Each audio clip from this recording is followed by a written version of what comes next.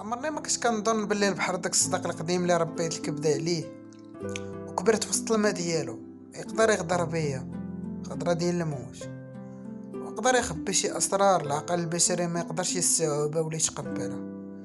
انا الرئيس حماد اللي دوزت حياتي كامله كنجول في امواج البحر، كنصيد في الاعماق ديالو. شفت بعيني داكشي اللي كيخلي الشعر يشيب قبل وقته والقلب يسكت. القصه ديالي ما بداش نهار ركبت الفلوكه مشيت، لا، القصه بدات شحال هادي. بدات من نهار ورد داك الصندوق. واحد الصندوق كان قديم عند جدي الله يرحمه، صندوق ديال العود مسوس وفيه ريحه الغموليه. كان الداخل ديالو واحد الخريطه مرسومه على الجلد ديال الماعز، جلد اللي كان يابس وحرش، وفيه واحد النقطه حمراء. ديك النقطه حمراء كانت وسط واحد البحر، داك البحر اللي كيتسمى بحر الظلمات، البلاصه ديال البحاره الكبار دوك الصحاح وكيترعدوا غير لا جبدت سميتها. جدي كان كيقول لي فاش كنت كنكون جالس معاه وكيكونوا عينيه في ديك اللحظه كيلمعوا وكيضويو بواحد الضوء غريب. يا حماد، داك الخط الاحمر ماشي غير البحر، لا، راه دم. البلاصه اللي كيدي لها راه ماشي جزيره، راه فم ديال جهنم محلول وسط الماء. ولكن انا الطمع كان عماني والفقر كان واكل ليا جناب. كنت كنشوف غير الذهب والكنوز اللي كيعاودوا عليها، خصوصا دوك الاساطير القدام. نسيت باللي الطمع طاعون وباللي البحر ما كيرحمش. جمعت في ديك الساعه الوقفه ديالي وبعت كل ما كنملك، كل ما كنكسب، وجدت الفلوكه ديالي، الفلوكه اللي كانت خدامه بالمازوط وبالاشرعه. وقلت بسم الله وتوكلت على الله وانا قاصد المجهول. الليله اللي خرجت فيها مكانش ليله هاديه، كان فيه الجو زوين كتر من القياس. القمر ضاوي بواحد الطريقه غريبه، والبحر كان بحال الزيت هادي وهادئ، بحال الا كيجرني عنده كيقول لي غير زيد حماد زيد، طريق سالكه. ما كنتش عارف باللي هذيك غير مصيده او لا غير طعم باش ندخل الشبكه. ضربت النهار الاول، الثاني والثالث. النهار الرابع فقت عادي بحال كاع النهارات. وديك اللحظه انا كنشوف البوصله ديالي، في ديك اللحظه بدات كتحماق والبراوات ديالها بداو كيدوروا بواحد الطريقه جنونيه. وحتى من الراديو اللي كان عندي بدا كيخرج شي اصوات اللي ما يمكنش، شي اصوات ديال شي ناس كيغوتوا كيبكيو وكيهضروا بحال تحت من الارض. وانا قلبي في ديك اللحظه بدا كيضرب بزاف، الشك بدا كيدخل ليا، ولكن الرجعه ما بقاتش. وفجاه وبلا سابق انذار الدنيا تقلبات، والسما اللي كانت زرقاء ولات كحله في ثانيه، بحال الا شي حد طفى الضو ديال العالم. في ديك اللحظه الريح بدات كتصفر، ماشي شي صفار اللي عادي، لا، صفار اللي كان كله بكا ونواح وحشا من المواج اللي كنا قلنا كانوا زبده. لا، لا، ما يمكنش. المواج ولاو بحال الجبال كيطيحوا عليا من كل جهه. الفلوكه ولات بحال شي ورقه وسط العجاج. في ديك اللحظه شديت في الجنب ديال الفلوكه ديالي، بديت كنقول واش هادشي اللي كان مخبي ليا، واش هادي هي النهايه ديالي؟ وفي وسط داك الظلام وانا كنشوف شفت واحد الضو الاخضر طالع من قاع البحر، ضو بارد كيعمل عينين، طالع واش فرقع في السما. ومن بعد حسيت بواحد الضربة قوية في راسي والدنيا دارت بيا. فديك اللحظة مشيت وغبت على الواي وما بقيتش عاقل على والو. ملي فقت حسيت بالرملة تحت وجهي، ولكن ما كانتش رملة لي عادية، لا، كانت رملة كحلة، كحلة بحال الفاخر ومخلطة بزاج مهرس. حاولت نوقف ولكن ما قدرتش، كانوا عظامي كاملين مدقدقين وكيضروني، وحلقي كان ناشف بحال شي حجرة يابسة، وعينيا كيحرقوني بالملح. هزيت راسي وشفت وتمنيت كون ما شفتش. كانت جزيرة، ولكن ماشي شي جزيرة عادية، لا، هذه كانت أرض خارجة من الكوابيس، بحال شي حلمة ديال من ورا العصر.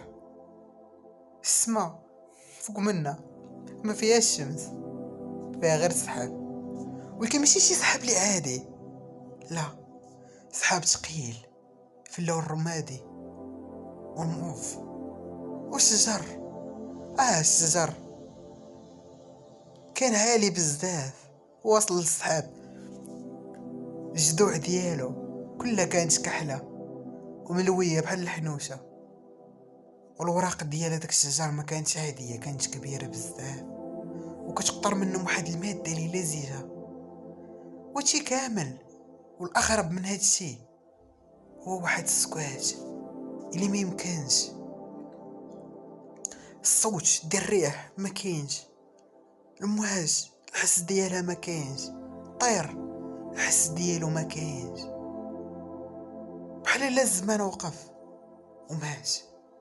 تمشيت شويه لداخل وانا كنتوغل ديك الجزيره وكنقلب على اي حاجه، كنقلب على فلوكتي، كنقلب على الماء، كنقلب على الحس ديال الحياه.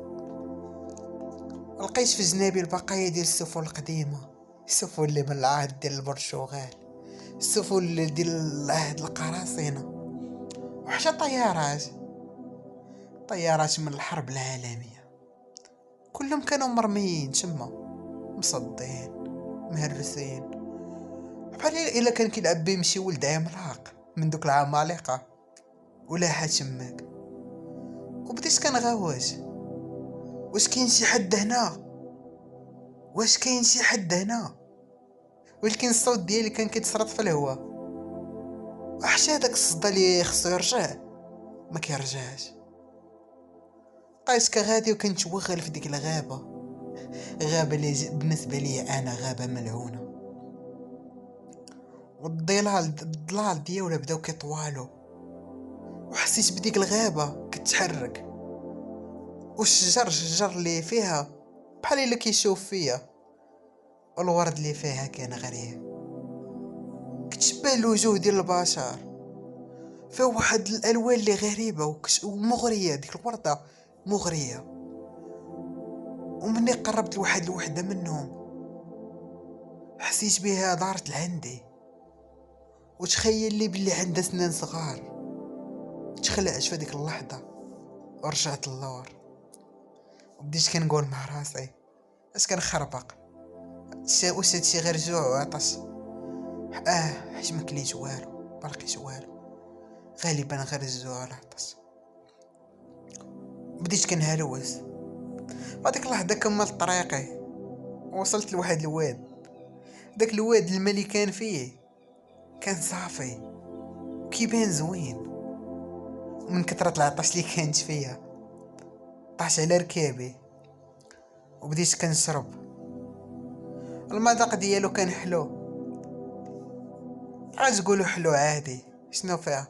لا، كان حلو بزاف، كثر من القياس، فيه مذاق العسل والورد.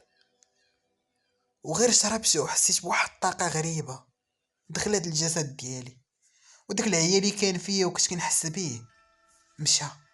الخوف، العامل الرئيسي الخوف ما بقاش، مشى. وحسيت بواحد النشوه بحال شربت شي مخدر قوي.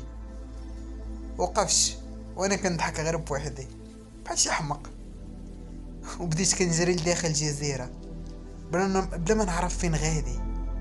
الغريزه ديالي ما جاش والعقل ديالي اش غدار. بديت كنسمع الهمسات، اصوات، اصوات اللي عاليه، اصوات اللي مألوفه عندي.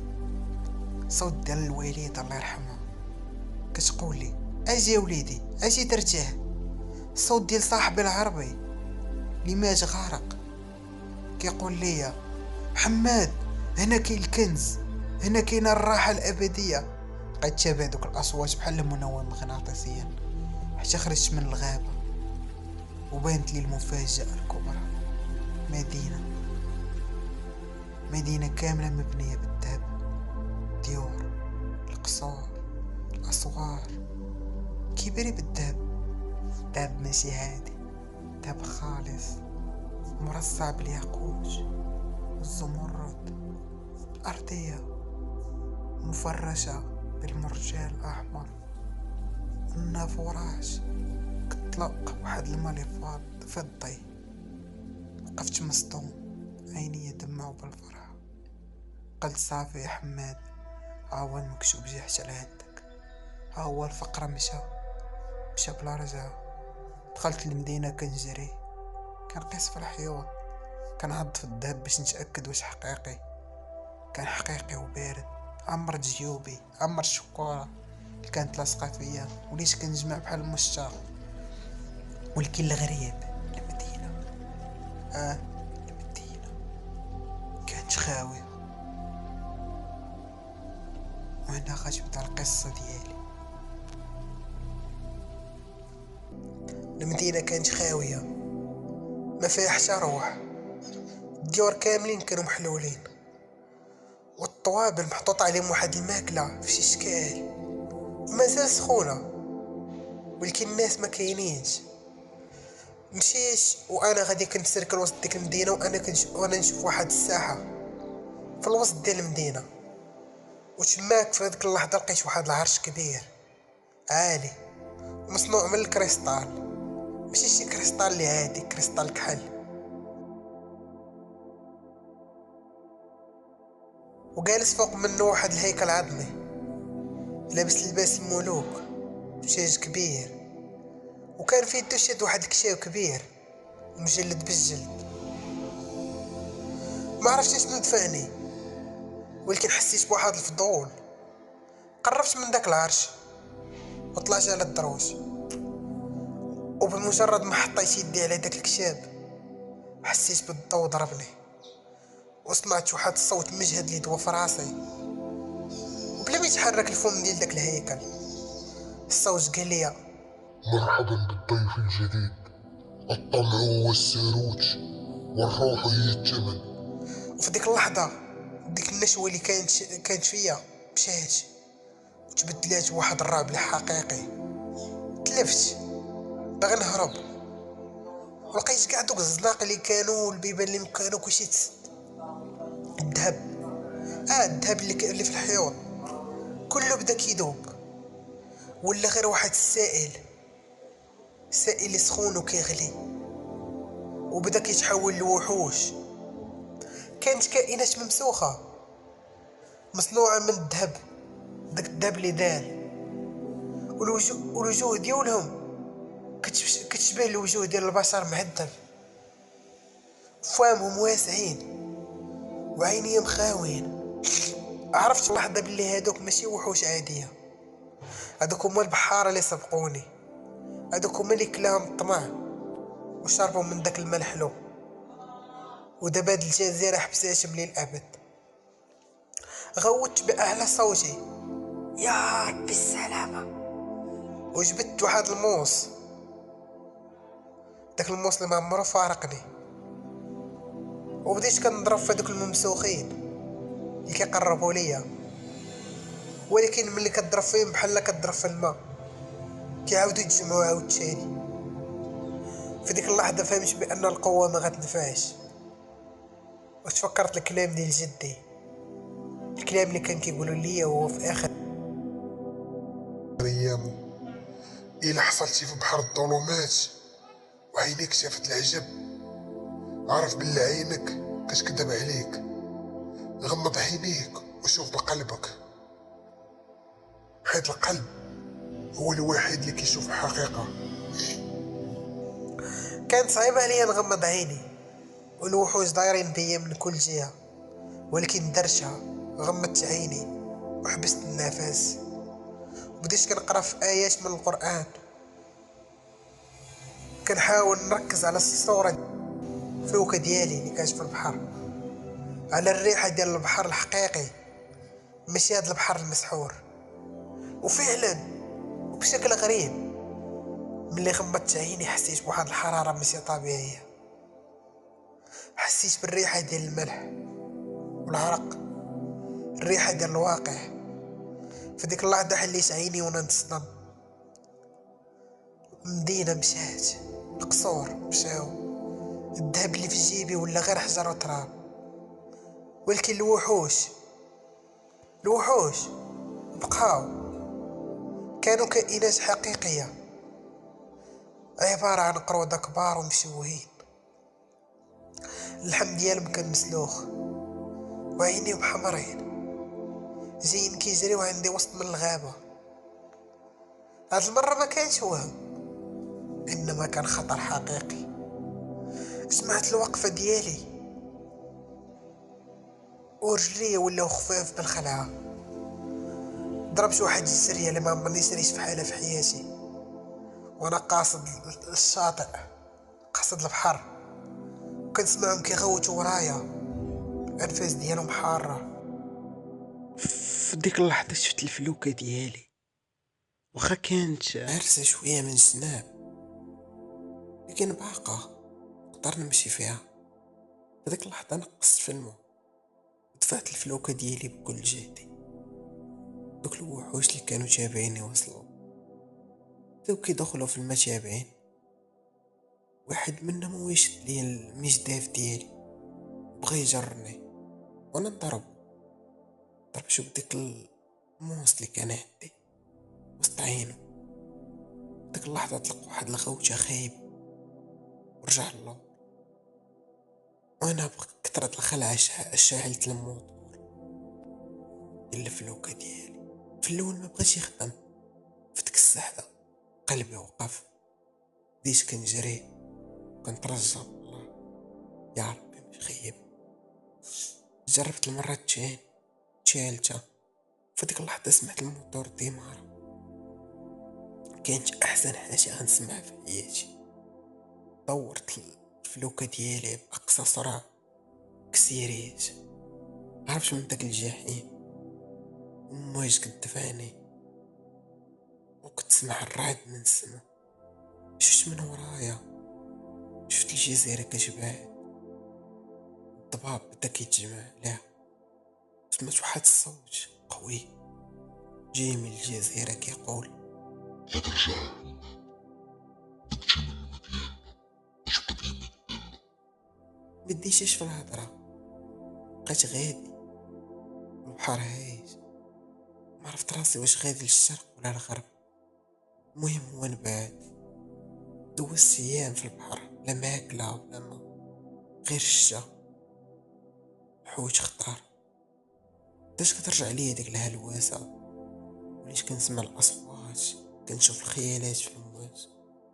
الجلد ديالي كامل تحرق بالشمس، شعري طوال ولا ابيض.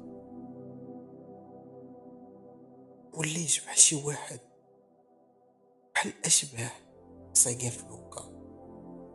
مشى لواحد النهار بانت لي الاضواء من بعيد، اضواء ديال المدينة. ما تشيقتش، قلت هادي عاوتاني غير لعبة ديال الجزيرة. ولكن قربت، سمعت صوت الاذان، تمعت، عرفت راسي رجعت للارض، ارض المسلمين. دخلت الميناء ديال مدينتي. هذيك اللحظة الناس تصدموا، الصيادة تجمعوا، ما عرفونيش في الاول. كنت وليت بحال الهيكل العظمي، وملي عرفوا بلي انا الرئيس حماد هما يقولوا بيناتهم هذا راه 100 شحال هادي، بقاو كيقولوا ليا غبر شي شهور، وانا اللي كان كيصحاب ليا غبرت غير ايام. عاودت ليهم باختصار شنو وشكون بغا يشيق. بداو كيضحكوا، شي وحدين قالوا هذا مسكين عمقوا البحر، شي وحدين ولاو كيقولوا عليا مجنون، شي واحد ماشي يعقب بيا وبداو كيقولوا الرئيس حماد خرب. لكن انا اللي عارف الحقيقه وعندي دليل.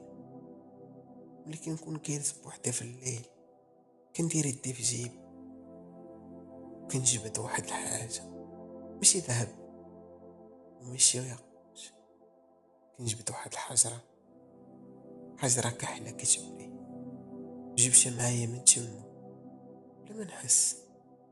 هاد الحجره ملي كنحطها على ودني كنسمع داك الصوت، كنسمع الغواش، كنسمع الهضره ديال في الجزيره كيقول لي. من داك النهار تبت من البحر، بات فلوكشي مبقيتش كنقدر حتى نقرب له. لكن في كل ليله كيكون فيها القمر بطر،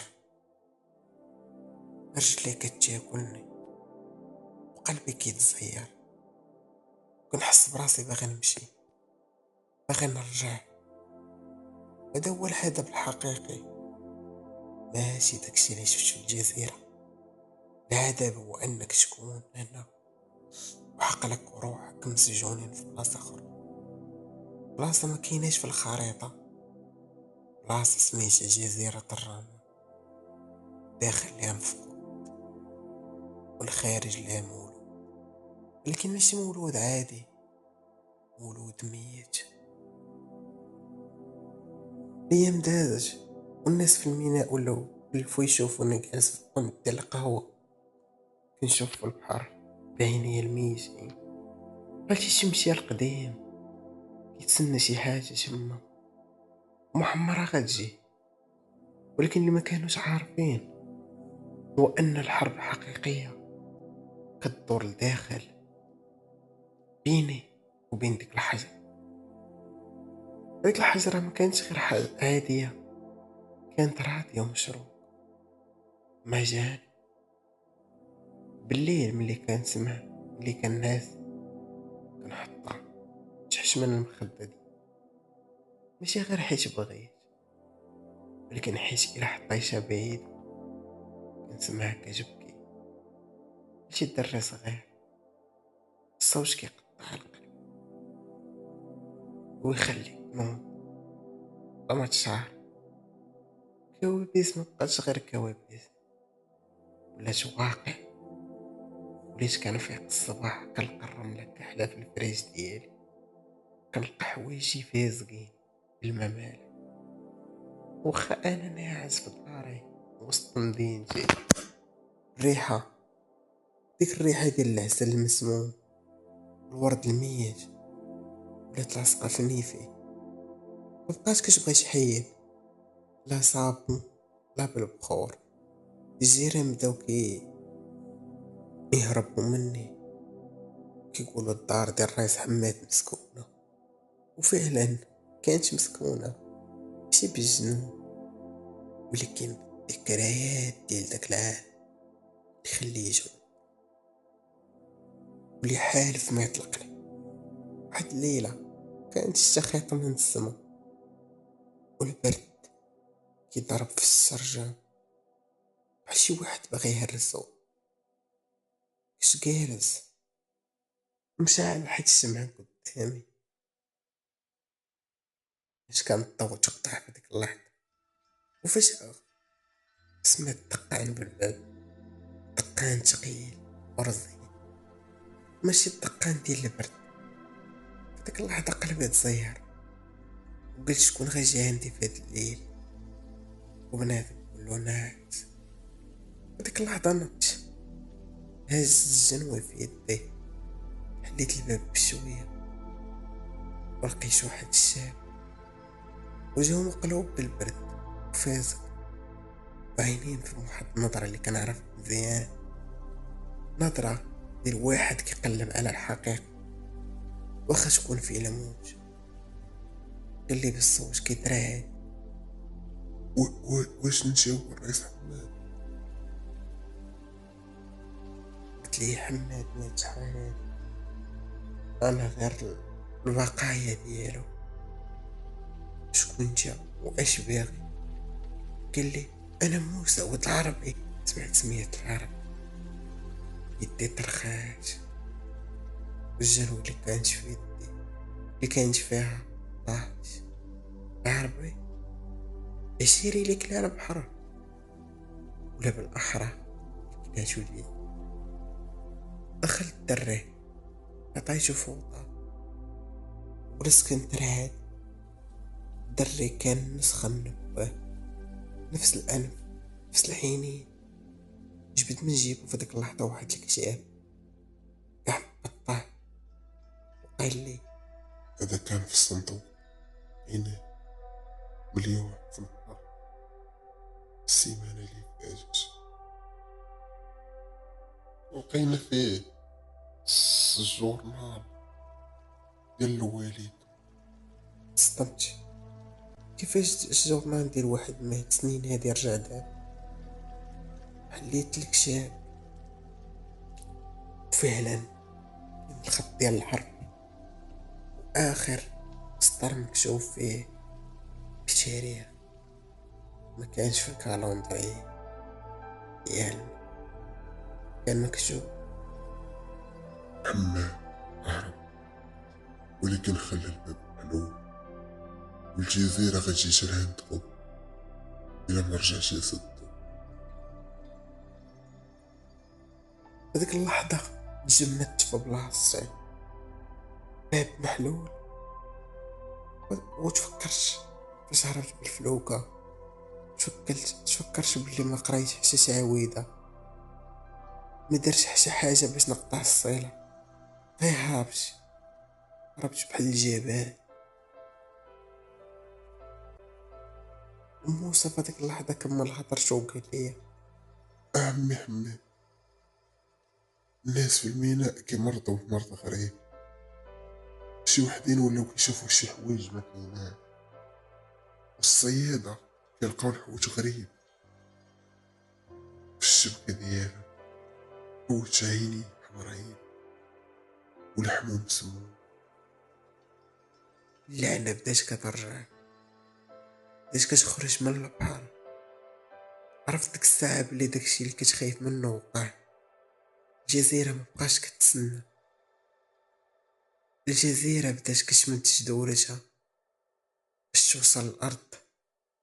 شفت في موسى قلت ليه: أوليدي، الطريق اللي باغي تمشي فيها راه ما فيهاش رجعة، راه ماشي غير الموت، راه عذاب أبدي.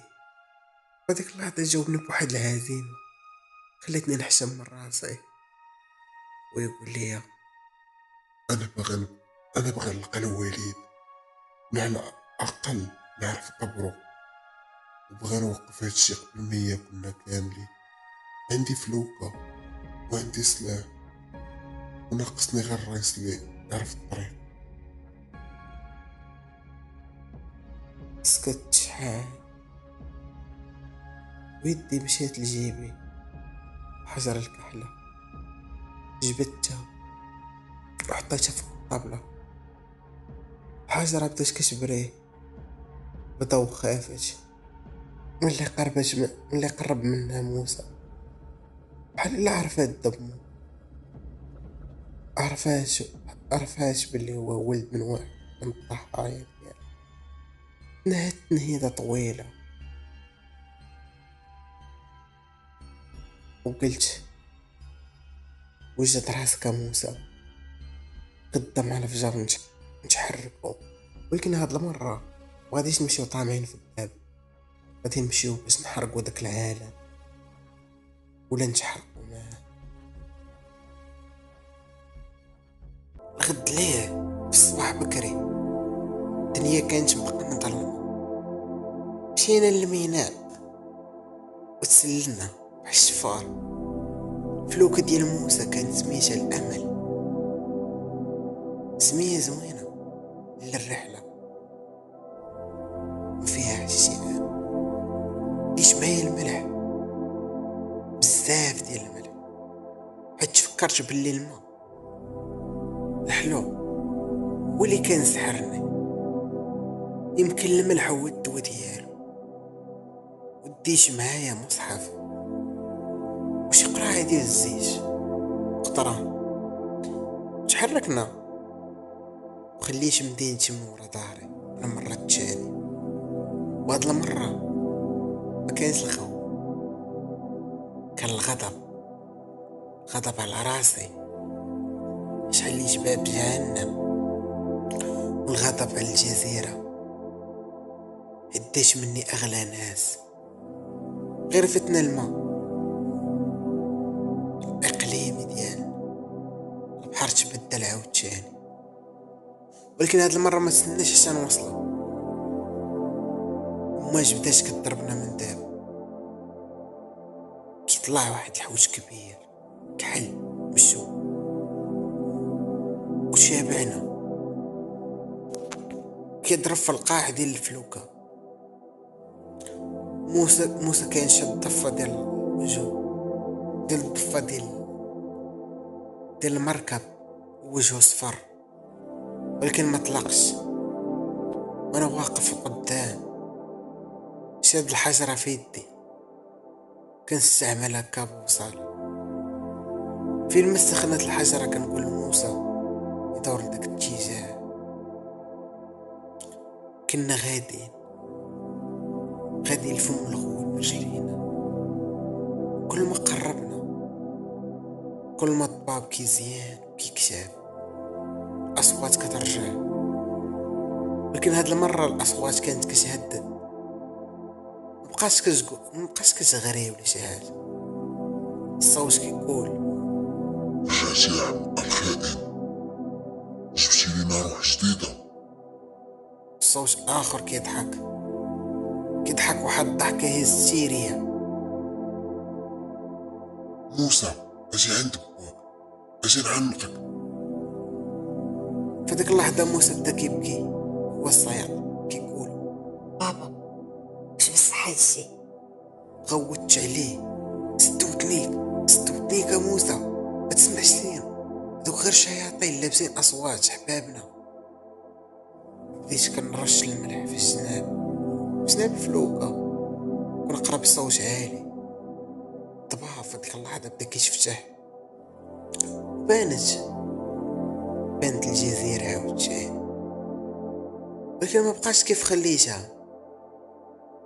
الجزيرة كانت تبدلات، الشجر ولا ملفوف على بعضياتو كحل محروق. المدينة الذهبية اللي كانت كتبري ولات كتبان بحال شي هيكل عظمي مصب. السما فوق منها كانت حمرا بحال شي جرح ديال شي واحد يلاه كشو. والريح فيها الدم والعفن. الجزيرة كانت مريضة، أولى بالأحرى يمكن جيعان. وصلنا للشاطئ ونزلنا. الرملة كانت كحلة سخونة كتحرق في الرجلين. موسى كان مخلوع مبهور كيشوف في المناظر، وانا نقول ليه رد بالك، مش قيس والو، ما تشم والو، وما تثق في والو. هذيك اللحظة مشينا قاصدين للمدينة، ولكن الطريق كانت عامرة بدوك المسوخين، دوك الكائنات اللي كانوا بحارس عليه، اللي ولاو بحال التماثيل واقفين ومجمدين وتابعيننا بعينيهم فين ما تحركنا. فديك اللحظة وصلنا للساحة فين كاين داك العرش، داك الهيكل العظيم اللي ما زالت، ولكن الكتاب اللي في يدو كان محلول، يخرج منه الدخان بحال طلع للسما وانتشر في الجو كامل. فهمت دابا داك الدخان هو اللعنة، ولك وصل لمدينة الدين. خصنا نسدو الكتاب ولا نحرقو. ديك اللحظة موسى شاف التيمتال، داك التيمتال الذهبي مشوه، وقال بكل صدمة بابا كان واحد الممسوخ نجوم في ملامح ديال العرب، نصو ذهب ونصو لؤلؤ. موسى في ديك اللحظة بغا يجري عنده، شد يديتو من كتافو وزيرجع. هذا ماشي بواك، بواك مات وروحو عند الله. هذا غير نسخة، ركز في المهم.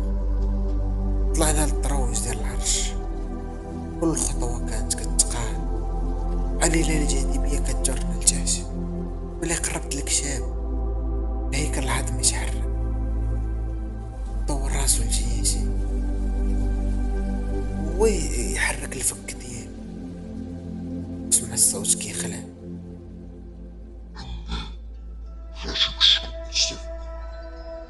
وانا نقول ليه رجعت باش نلغيها، وجبت لك الحجر الكحلة من جيب رسختها فوق الكتاب.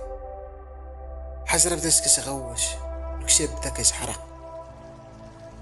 فداك اللحظة داك الهيكل العظمي ناض تقريبا في شي 3 متر.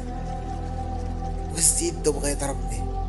موسى كان خايف، هز القرعة ديال القطران شعل فيها العافية ولاح على الهيكل. العافية شعلاش في داك العظم، داك العظم اليابس. الهيكل بدا كيغوت، غواش كيزعزع على الارض. وانا نقول لموسى دفع الكتاب، دفعو طايح من فوق العرش. تعاوننا بجوج. الكتاب كان ثقيل على هازين جبل. دفعناه وطاح في الارض، تفرتت ولا غبرة. بمجرد ما طاح الجزيرة كلها بدات كترعد. الذهب بدا كيدوب، دوك الممسوخين بداو كيطيحو وكيرجعو تراب. الهيكل العظمي تحرق وطاح، والسما الحمراء بدات كتشقق كيبان منها الضو ابيض. ولكن الارض تحت منا تشقات وبدا الماء كيطلع. مبقاش عندنا الوقت، جرينا باقصى ما عندنا للفلوك. الجزيرة كتدمر مورا ظهرنا. وصلنا للامل، ركبنا وخدمنا الموطور وهربنا. هاد المرة الجزيرة ما حاولتش تشدنا، كانت كتموج، غرقت وسط المواج وغبرات للأب. حنا وسط البحر شفت موسى كان كيبكي، ولكن هاد المرة بكى ديال الراحة. قال لي واش سالي هادشي عم محمد؟ شفت في جيبي، قلبت على الحجرة الكحلة ما لقيتهاش. مشات تحرقات مع الكتاب. فهاد اللحظة تنفست بعمق لأول مرة من سنين. وشميت ريحة البحر نقية لا ريحة الموت. أنا نقول ليه وليدي سهلة، دابا نقدر نموت مرتاح. رجعنا للمدينة. الناس قالوا بلي المرض والطباب جحيتو فجأة. دازت ليام موسى لا بحار والو، خدا بلاصتو أنا دابا جالس نفس اللي دازها في القهوة. كنشوف في البحر ولكن ما بقيتش خايف. البحر رجع صديق، المواج ولات غير مواج، والريس حماد أخيرا صديق. إخوان أخوات، هذه هي النهاية ديال أول رواية ليا. كنتمنى تكون عجباتكم، وكنتمنى نمشيو لقدام نلتقي في رواية جديدة اللي غتكون طب ديال الطب ولا مغامرة، سحر، خيانة. إلى الفيديو القادم بإذن الله. أديوس.